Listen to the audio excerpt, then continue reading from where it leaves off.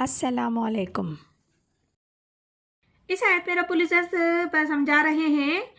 اور نہ سمجھے وہ لوگ جو اگر کچھ نیکی کر لیتے ہیں یا کچھ دے دیتے ہیں اللہ کی راہ میں یا کچھ کر لیتے ہیں نیک کام، تو اس پر وہ کرتے رہتے ہیں کہ ہم نے یہ کام کیا، ہم نے وہ کام کیا، اور اس سے بھی اگلا درجہ ان لوگوں کا ہوتا ہے، وہ چاہتے ہیں کہ ان کی تعریف کی جائے ایسے کاموں میں جو انہوں نے کیے ہی نہیں، اور اگر کچھ کر لیتے تو کیا ہی ڈھنڈورا پیٹتے کہ ہم نے کیا کمال کے کام کر دیے، اسے شائع کرتے، ڈنکے کی چوٹ پر اعلان کریں گے کہ اس سے بھی آگے کچھ اور چاہتے ہیں،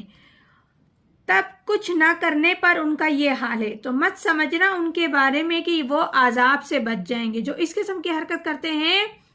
تو وہ یقینی طور پر عذاب کے مستحق ہیں، اور ان کے لیے رب العزت